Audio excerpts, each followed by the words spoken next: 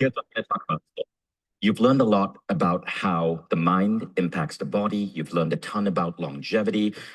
And as we have spoken on yesterday, we're about to enter the era of longevity escape velocity. Many of you here are going to be able to live to 100, 200, some of you potentially even 1,000, maybe. But all of that sounds science fiction. Let's talk about the practicality of today. What's becoming increasingly apparent about human health is that so much of our health is linked to things beyond just our body, but our mind, our soul, and the community around us. What I'm going to do in this presentation is share with you some science, some protocols, some ideas on how to leverage AI to connect the dots between all of these things so that you can add years to your life, energy to every single day of your life. And here's the interesting thing about this presentation. It has to do with awareness. At the end of these next 30 minutes, you will not have to take any action, but your health will improve. Simply because of a new understanding and a new reframe I'm going to give you about your body. Does that sound wild? I'm going to show you the evidence for this. So let's get started. This is a model for living to 150. We're going to talk about the 3 pillars of being human: your body, your mind, your soul. Now, being human is not just the body. Being an animal is just the body. Human beings have a mind. Our mind is filled with beliefs, constructs, our understanding of the world, language, relative truth, and absolute truth. But we go beyond that. We also have a soul. The soul is a little bit more metaphysical, but we have evidence of the soul. The scientific evidence of concepts like intuition, or when you are deeply connected to someone, you almost feel like you can feel their energy body. There is something beyond just the physical nature of being human. And it turns out the soul has a profound impact on your longevity as well. What I'm going to do in this presentation is share with you some of the most exciting protocols I'm playing with right now. Some of these are going to be AI-based to help you with all 3. Now, we're going to start with the most obvious. We're going to start with the body. But if I had to rank all 3, the body is at the bottom. The mind goes over the body. The soul is paramount. The soul is the top. But the soul's impact on longevity is what is rarely spoken about. In 2016, Dave Asprey put me on his podcast, the Bulletproof Podcast. My book had just come out. Dave and I were close friends, and I spoke about intuition, using intuition to navigate our health. I got attacked by Dave's followers. These were all biohackers, Silicon Valley guys, science-based guys. They went on Amazon and gave me 1-star reviews for my book without even reading it because I dared said that intuition is real. Now, 2 years ago, I'm a keynote speaker at every major biohacking event in the world, talking about the exact same thing, meditation and intuition. The world has changed. In a mere 8 years, even biohackers went from believing it's all about the body to understanding the nature of the soul. In fact, Dave Asprey, who's a dear friend of mine, one of his biggest biohacking facilities is 40 years of Zen, where they use technology to map into your brain the brainwave states of monks. And this has a huge correlation with your biology. If you really know Dave, he's really all about energy and intuition, not just the body. But again, to begin with, we're going to start with the kindergarten stuff, the body. So let's get started. First, let's talk about food. One of the things I want to share with you is something that many of you may not know, but in your smartphone is your best dietitian, ChatGPT. I'd like to share with you a simple experiment I did with ChatGPT recently so basically, confession, August this year, I decided I'm going to try an experiment and just eat everything. I'm going to eat as much sugar as I want. I'm going to go to my home country of Malaysia, which has the best food in the world. Malaysians make some noise. You know this. The rest of the world hasn't grabbed that yet. But when you understand Malaysian food, everything else is a level B or below. So I go to Malaysia, and for 3 weeks, I eat everything I want, and I put on a lot of belly fat. So now I have to lose that belly fat. Now, fortunately, I'm trained in WildFit, so I know how to get my body to go from carb burning from sugar burning to fat burning very effectively. But I needed to track my macros every day. I needed to make sure I was eating right. I needed to make sure that I was counting calories. Now, all of that is too complex. I decided to use ChatGPT. I want to show you how you can replicate this for yourself. In 1 minute, you will understand. Now, notice the prompt I started with. Hi, I'm going to give you what I've eaten so far today. Please let me know the amount of calories and proteins, okay? So firstly, I had 3 cups of black coffee. I had 2 cups of peppermint tea. I had 18 chicken wings for dinner. You can see I don't have the best eating habits always. I just before dinner, I had a GNC whey protein shake, blah, blah, blah, blah, blah. And then I told it what I had for breakfast. Now look at how brilliant ChatGPT is. Now you will see the refinement. It doesn't get everything right, but it prepares for me my macros. So now I know exactly what my calorie count is. Now I realized it got one thing wrong, so I tell it to update its memory on GNC. And then I was in Estonia, so I bought this thing, Metskitsi Snack. I have no idea what it is. I can't even read the ingredients, but ChatGPT speaks every language in the world. So I take a photo and it updates its database. So you can be in a foreign country with weird foreign food. ChatGPT has got an incredible cultural filter. Now this is a little bit disgusting, guys. That is a cardboard box of half-eaten chicken wings. I take a photo of it and I send it to ChatGPT. Now notice I'm holding an older iPhone 13 next to it. Why? Because ChatGPT needs to understand that Estonian chicken wings are smaller than American chicken wings. So ChatGPT is smart enough to understand the dimensions of an iPhone 13, compare it to the chicken wings, and then calculate the true caloric content of my Estonian chicken wings. And there you have it. ChatGPT now, when I'm going into lose fat mode, ChatGPT tells me what to eat. It can also tell you when to eat, and it can count your calories for you without you making you feel guilty. Unless you want to, you can say, hey, ChatGPT, make me feel guilty, make fun of me. Or you can say, ChatGPT, be like a really gentle, nice girlfriend, like speak in code. So whatever you want to use it. How many of you here found this useful? Okay, so this is a really powerful tool. Now let's go on to another concept, WildFit. WildFit, I mentioned, changed my life. I'm mentioning it right now. We won't go too deep because after my talk, the founder of WildFit, Eric at Medes, is going to give you a talk. So you'll learn more about Eric. But WildFit, I did it in 2016. It changes your mind's perception of food, your cravings. I went from 22% body fat, I used to be chubby, to 14% body fat. And now it's been 8 years and I'm still at 14% body fat. Anything below 15% is excellent for a man over 40. So again, you can check out WildFit, MindValley.com. WildFit, it's a program on MindValley. Now let's go on to supplements. We spoke about this yesterday. Dave touched on this. He said why supplementation is so important, but what you do not want to do is over-supplement. I met a friend of mine recently, man over 70, radiant health, but he takes 40 different pills a day. Now, this can be unnecessary. What he's doing is he could be over supplementing, and that could have a negative impact on you. So what I prefer to do is I take everything in my supplement closet, take a photo of it, I put it in ChatGPT. ChatGPT has data on these supplements, and then I have ChatGPT plan my supplement stack for the week, which is what you can see here. Now, to make it easy for you, I've taken 150 supplements with my supplement scientist and business partner, Sean Wells, for our supplement company, and I've created the GPT for you. Take a screenshot of that QR code, use my supplement GPT. If you're American, please don't sue me if you get sick, because this is not customized for each individual body. You are using it at your own risk. Fair? And of course, I got to say this, please check with your medical doctor for his advice.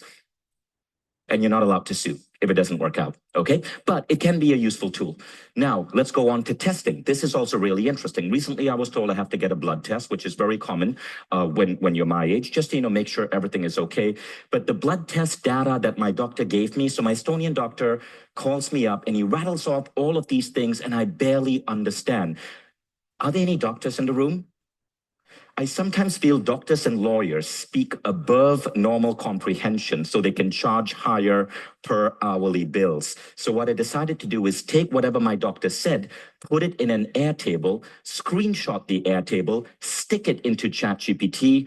And what ChatGPT does is, so this is a version of ChatGPT trained on every chapter of every program on MindValley, and ChatGPT now tells me what to study on MindValley. So here's an example. Now, by the way, this is not my real biomarkers. I'm not going to be sharing my medical data with the world in case any of you decide to clone me. So that's made up junk, okay? But for example, prostate antigen less than normal. I don't even need to know what prostate antigen is. All I got to know is if I do WildFit, less than 3 week 4 covers it, and Life Visioning Mastery by Michael Beckwith has some interesting visualizations for overall health. B12, higher than normal. Ben Greenfield's Longevity Blueprint, less than 5 week 3. So not only can it understand your blood work, it can tell you exactly what you need to study. Now let's go on to something even more interesting. We've spoken a lot about AI, but there's also large leaps happening in regenerative medicine. Very soon, you'll be able to get injections with new molecules that can reverse gray hair, smoothen out your skin, remove joint pain.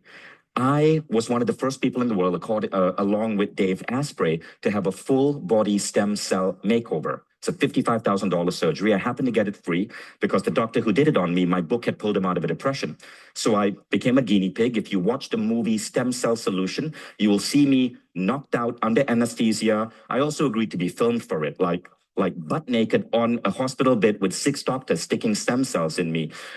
It was a painful surgery back then. Now science has gotten a lot friendlier. But I got to say, after I had a full body stem cell makeover, I had sciatica pain in my right leg because of a gym injury. For 4 months, it was so bad that it was distracting me at work. I was irritable. 2 weeks after stem cell makeover, the pain disappears, but also my back pain disappears. So I'm a big believer in this. Now, regenerative medicine is really complex. I want to bring in the right person to speak about it. So Dr. Adil Khan, will you come on stage?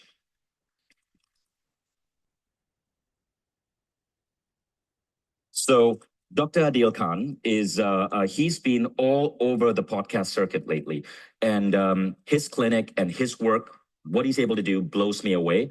A lot of people, myself, Dave Asprey, big fans of Dr. Adil Khan. Adil, tell us about some of the latest innovations that you're able to bring to people's health. Well, first of all, I'm kind of upset. You shared our secret that we like to charge more when we use fancy words. So I'm going to try to keep it simple as possible.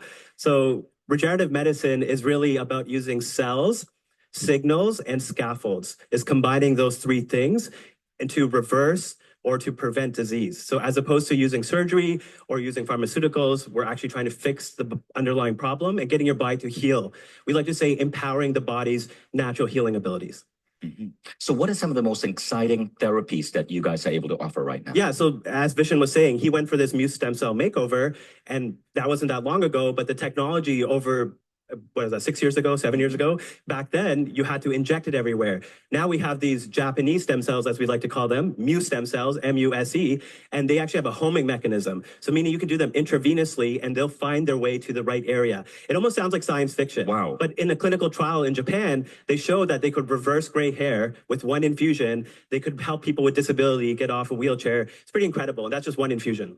But what's actually going on there? So you're reversing gray hair, you're helping people in a wheelchair get off a wheelchair, but explain what's going on. So the Muse cells are pluripotent. This means they can turn into different types of cells, and they're non-tumorigenic, meaning they will not cause cancer. That's the problem with fetal stem cells, embryonic stem cells, and what's called Yamanaka stem cells.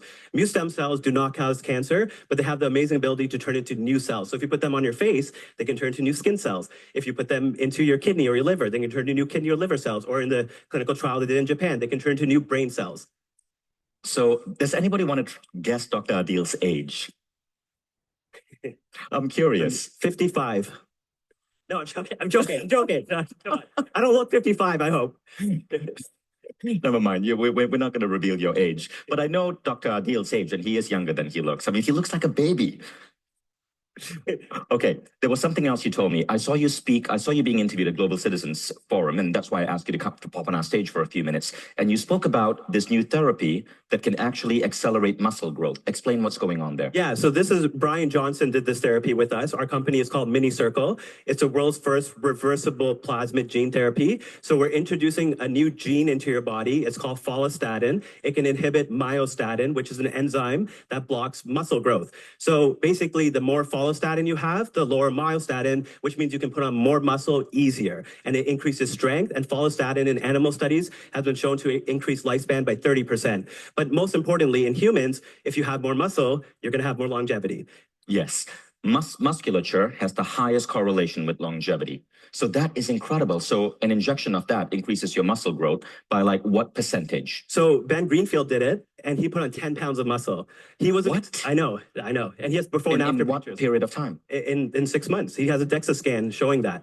And so that was an incredible response. Dave did it as well. I don't think he put on as much muscle. So it can range. Some people will put on maybe a few pounds of muscle, but some people may put up to 10 pounds. 10 pounds is insane. Yeah, Dr. Adil, thank you. Anything else you want to share? No, we have a booth out here. So it's called Eterna, and you can check it out if you want to learn more. Yeah, check out the Eterna booth. I actually have booked several therapies with Eterna. I just want to be like really open about what I'm doing. I'm going to try that muscle thing. I'm going to try reversing my gray hair. And I'm going to do the stem cell thing too. Dr. Adil, I'm ordering everything on the menu. Give me one of everything. Okay, so you've learned about that, right? Now, the next thing I want to talk to you about is probably what is the biggest longevity hack. This man, whom I'm about to pull on stage, is a mastermind around architecting transformation, works in the MindValley team. He produced the program 10X, which is minimal effective dose exercise, how to create the best results for your body in a minimal amount of time. And I remember one thing that this incredible gentleman, Lorenzo Delano, told me. He said 87% of American women exercise suboptimally. Okay, so Lorenzo sounds like a 65-year-old Harvard professor when he speaks. But that's because he is literally a genius. The guy dropped out of school at 13, went and mastered the human mind and body. He worked on many of the best MindValley programs, from the programs with Ken Wilber, the programs with Ben Greenfield, whom Dr. Adil recently mentioned, programs with Steve Kotler, and so on. Lorenzo, come on stage.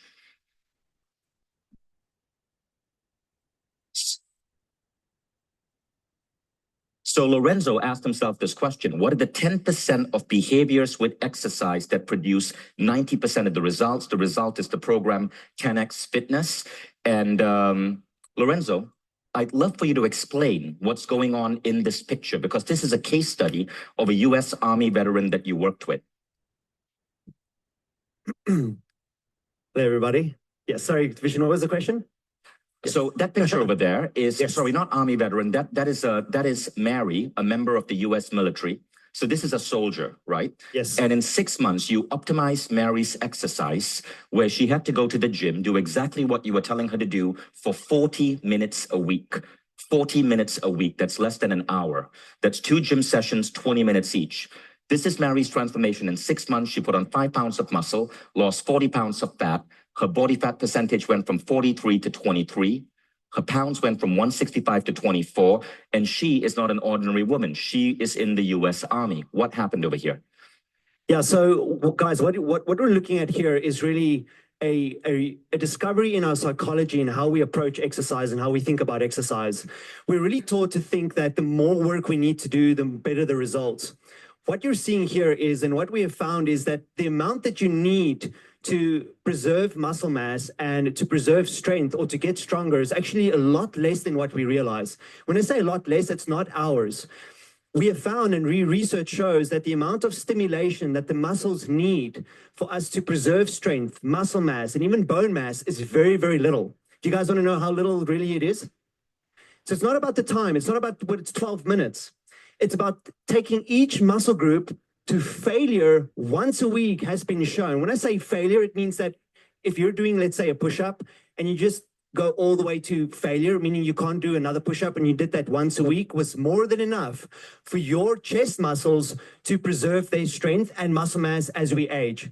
Because as we age, every decade, we lose about 1 to 2% of our muscle mass. We only start to notice it when we reach the age of 50 or 60. It becomes very noticeable of how much of the functional ability we start to lose as we age. So at MindValley, we actually became obsessed with what's the minimum dose? Because if we know what the minimum is, people who hate exercise can finally just do the minimum. And if they want to do anything above that, that's fine. That's like a bonus. That would be enjoyable. So we wanted to explore what's the absolute minimum for strength and muscle mass, not endurance, not mobility. Those are different things. It was literally 1 exercise per muscle group.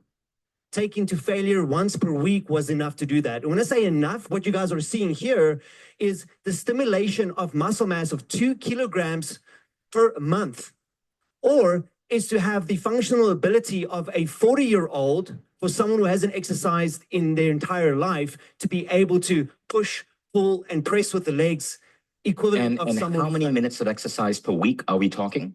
So if we're doing one exercise for each muscle group Yeah. to failure, we're looking at a 12-minute protocol once per week. 12 minutes once per week for building muscle. That's what he's talking about. Now, Lorenzo has tested this on people of all ages. This is Lorenzo's mom. Look at the results on Lorenzo's mom. And again, you can see all of this was measured. And the reason I'm a big believer in Lorenzo is one of the first people I asked him to do this on was my father. And my dad, he was 70 when he did this. In 1 month, his leg press strength went up from 80 kilograms to 140 kilograms. And my dad was in the gym with Lorenzo once a week for about an hour, right? And that's how fast you can stimulate muscle. So when Dave Asprey earlier today said many people are going to the gym for really long amounts of time and they're not getting gains, what is missing is recovery. It's not about the time in the gym. In fact, many people spend too much time in the gym. They don't give their muscles a chance to recover. It's a balance of the right exercise, recovery, and the right nutrition. So there are 5 exercises that give you these results. It's called the Big 5. This research comes from a book called Body by Science. These are the exercises. I want to make it super easy for you. Take a screenshot of this, and we're literally giving you the protocol. Okay, now, Lorenzo, I want you to quickly explain this protocol. Okay, so what we're seeing on the left there, the very first exercise that you want to do is challenge the lower body. Let's not get too confused about doing exercise. Here, we're targeting a specific muscle group, in this case, just the lower body.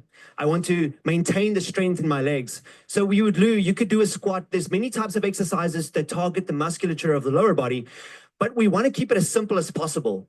The simplest exercise you can do at any age, even if you're injured, of course, you want to work around certain injuries, is the leg press. That's the first exercise that you see in the top left. Once you've done about 12 repetitions at an intensity where you would be fully exhausted after about 1 minute, and we unfortunately don't have the time of why it's exactly 1 minute and why do we go to exhaustion. But suffice it to say that when a person gets on the leg press to fully exhaust the legs, they move on to the next exercise, which is going to an upper body exercise. Guys, think about it very logically. Here's the human body. You have a lower body, upper body. The minimum you need is 1 exercise for the lower body to complete exhaustion. And then we have 2 exercises for the upper body. The chest, so anytime you push something away from your body, you're going to involve the anterior or the front of the body. Anytime you pull something towards you, it's going to be the back of the body. So what you're seeing there is legs. Just got to move a little bit faster. I just want to state something. So by the way, each of these exercises is 1 minute. So that's 1, 2, 3, 4, 5, 6 minutes. So when Lorenzo says, okay, the amount of time in the gym is 15 minutes, that's counting adjusting your weights and moving from machine to machine, plus also chatting with your friend, grabbing a cup of coffee, hitting on someone. It's all included in that 15 minutes, but the actual exercises are 6 minutes. And again, this is for minimal effective dose, right? Of course, if you want to really get a six-pack, you got to go more, but this is for ordinary people who want to be in, say, the top 10%. Now, there's a sound on MindValley called a metronome sound. Let me play this to the mic so they can hear it. Okay, so I'm going to play this. Lorenzo, show us the rhythm of a chest press with the metronome. Chest press. Want to move very slowly. 3, 4, 5, and come back. 1, 2, 3, 4, 5. Right, so that's what they mean by super slow. Okay, Lorenzo, yes. I apologize, we're just because of time. So it's leg press, pull, chest press, the shoulder press, and then row, and then leg press again. Super easy to remember. So take a screenshot of this. Everything is here on one page. But remember, okay, you can understand the motion. Push, pull. Okay, so that's chest press, that's row, shoulder press, lat pull down. That's it. 6 exercises because you're doing the leg press twice. Now, Lorenzo, anything else to add? Yes, I do. So, I mean, this talks about body, mind, spirit, right? So one thing I really wanted to add, think about it this way. So the spirit has to do with your values and your purpose. That's your why. If we get the why right, everything else falls into place. Mind is the map. We provide the map. It's like what to do, how to do things. So anything in this conference today, this is how I want you guys to approach it. What is your why for being here today? Even exercise, why would I be doing this? Number two, mind, that's the strategy, that's the map. How do I do certain things? That's the mind that Vishen was talking about. Then the body is the action. The actual behavior will start to change to follow the map, and the map will obviously follow the soul. And if we think about it in that way, we can integrate everything we're learning. Thank you, Lorenzo. So you can get more of Lorenzo today. He's going to be speaking on the mastery stage because Lorenzo's brain is also what's constructing our mastery transformation protocol, which using these same concepts, minimum effective dose makes you an AI expert, a manifesting expert, or a health and body expert in minimal effective time. One very important, thing there, guys, no interset rest. You're meant to go from 1 to 2 to 3. Give it up for Lorenzo. You're meant to go from 1, 2, 3, 4, 5, 6 with no rest in between. And studies show that if you do this with no rest in between, a bonus is you get a 30% boost in your endurance. Okay, now, did you guys like those tips for body? Now let's talk about the mind. There was an interesting article in the New York Times that absolutely blew me away. This happened in 2013. So at that point, people were studying the placebo effect, and they thought, okay, you can give someone a sugar pill, a fake pill, and their headache or their pain could go away. One doctor, J.B. Mosley, wondered, can the placebo actually heal things that modern science says requires surgery? So he did an experiment. He took 10 veterans in Virginia who were complaining of knee pain. So he decided to put all 10 under anesthesia. Only 2 of the 10 got the actual surgery for knee pain. 8 got a simple incision in their knee, sewed it up so they could see the scar. When they woke up, they were convinced they had knee surgery. 1 month later, all 10 veterans had healed themselves of knee pain. That surgery is no longer done in the US. That was a pivotal moment in medical science. The New York Times wrote about it because it showed that the mind can actually heal things that require surgery. And when you understand this, you start to question everything. Is the medical procedure that you're doing actually healing you? Or is it that you spent time and you went through pain? Is that healing you?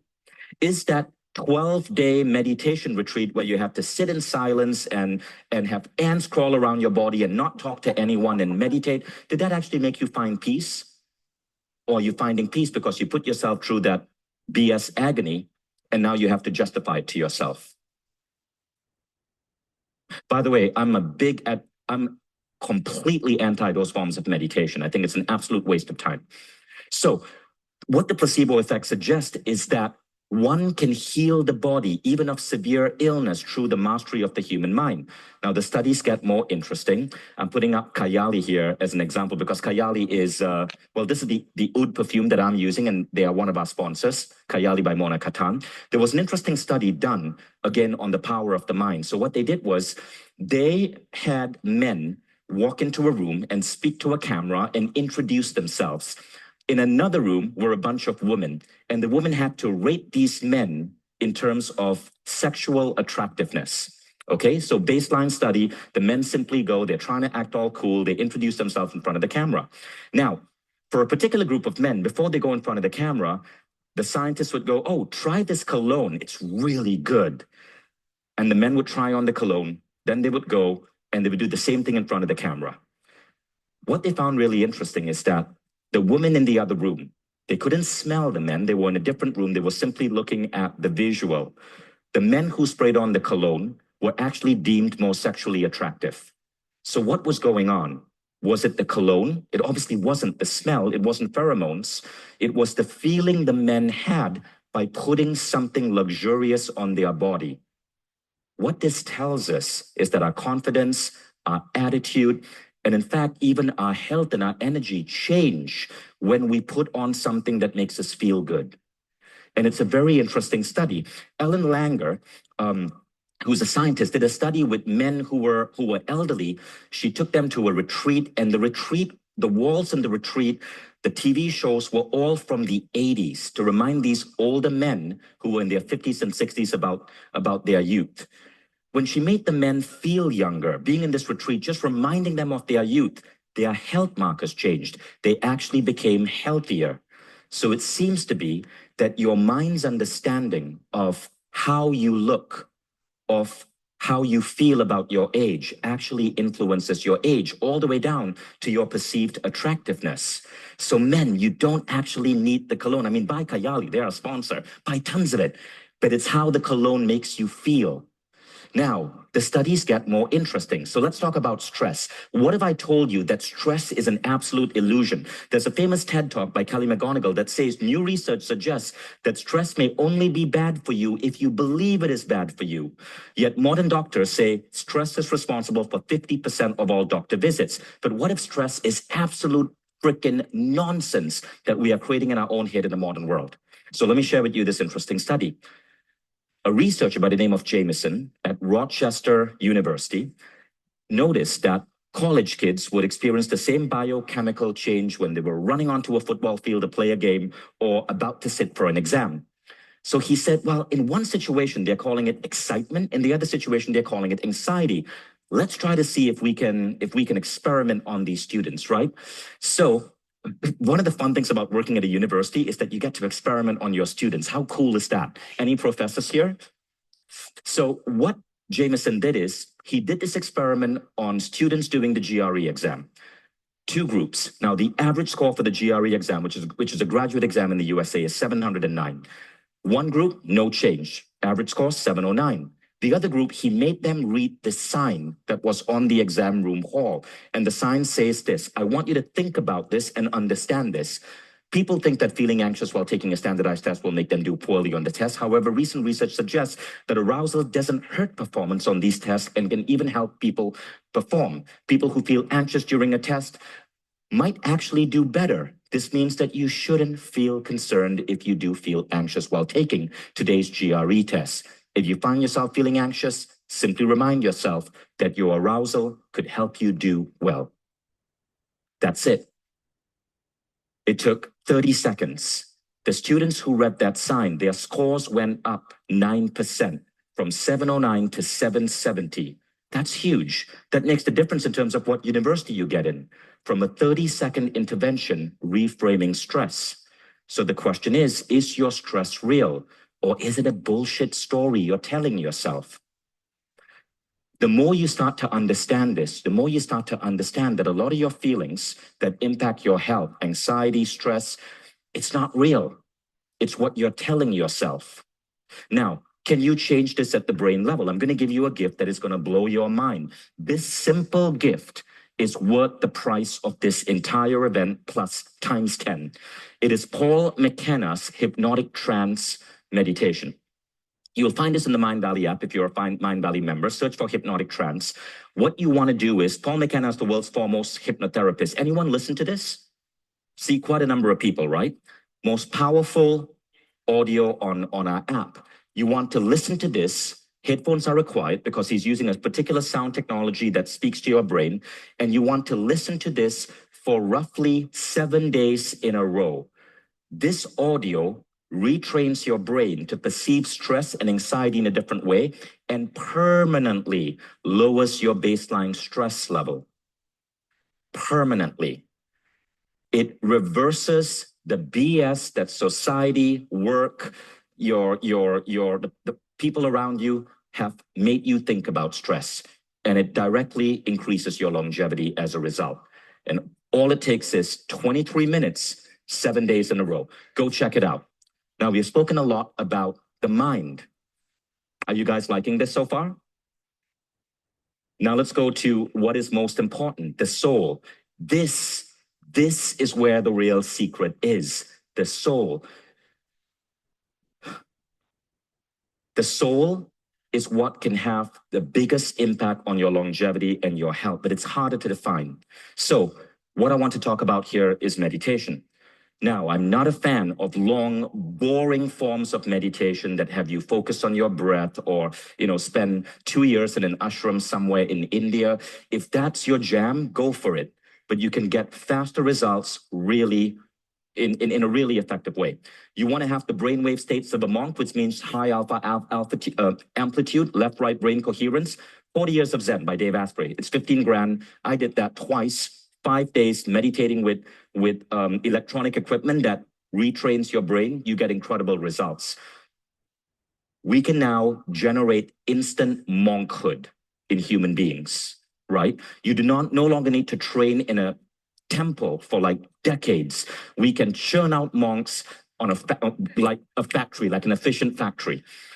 Now, another way to do it, if you don't want to spend $15,000, is the 6-phase meditation by this guy called Vishen Lakhiani. So you can find it in a book if you are British, because British people are highly cynical, right? British people are highly cynical because, they conquered the entire world and they lost all of it. So in Britain, it's called zero bullshit meditation. And then they got kicked out of Europe. So, that's where the cynicism comes from. So in Britain, it's called zero bullshit meditation. But it's a really funny meditation book because I don't like to take myself seriously. But 6-phase is powerful, especially for people who are able to measure that impact.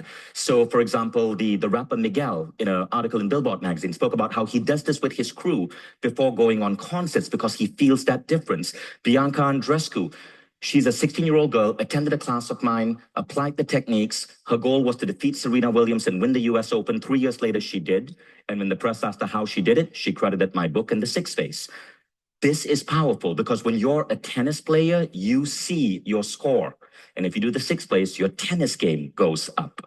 So how do you get the 6-phase? It's on MindValley, but there's also tons of resources on it. And the 6-phase guides you through 6 mental protocols that are all scientifically proven to help you master your mind and thus your edge. The first one being compassion. Second, gratitude.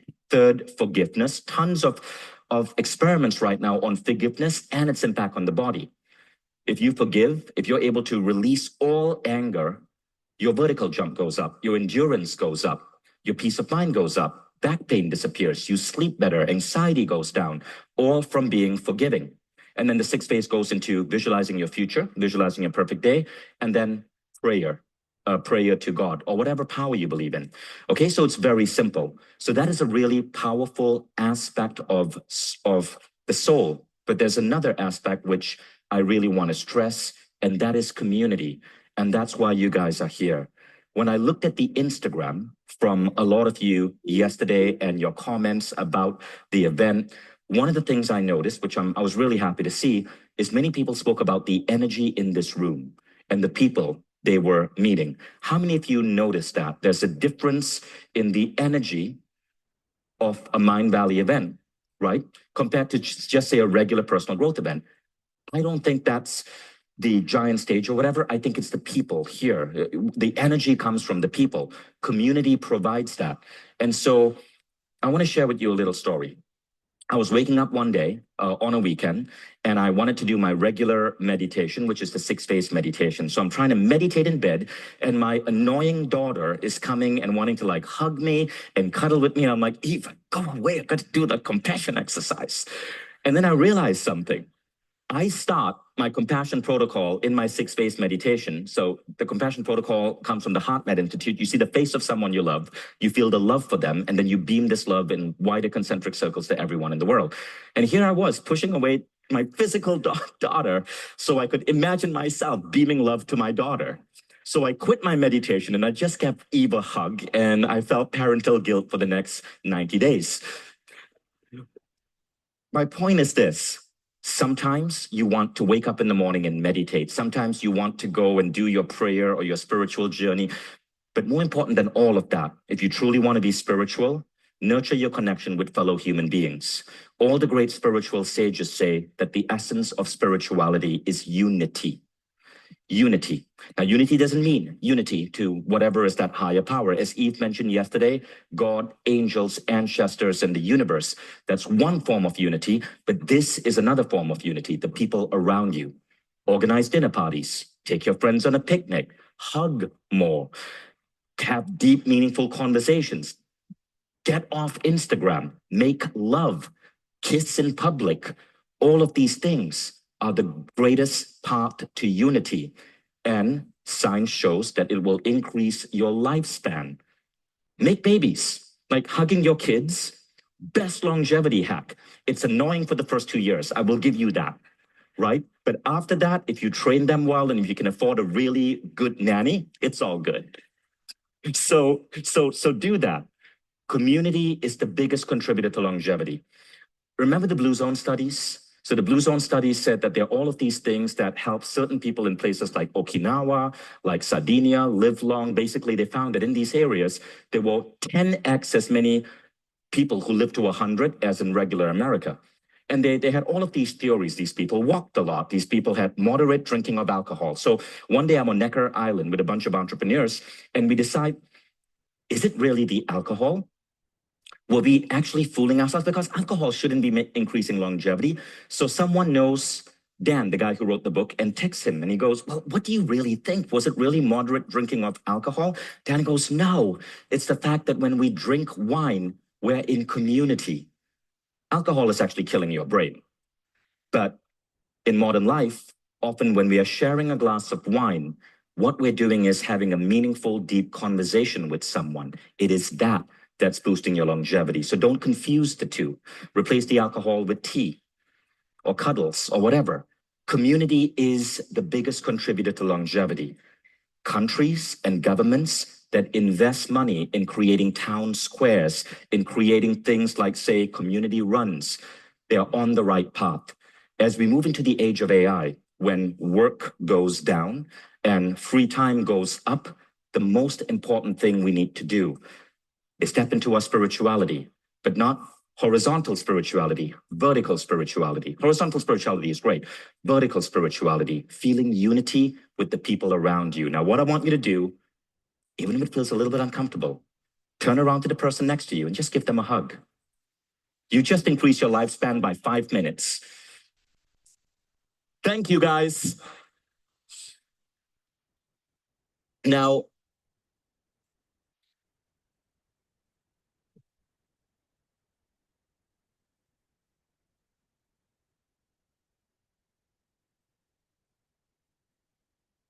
oh, that's beautiful to see.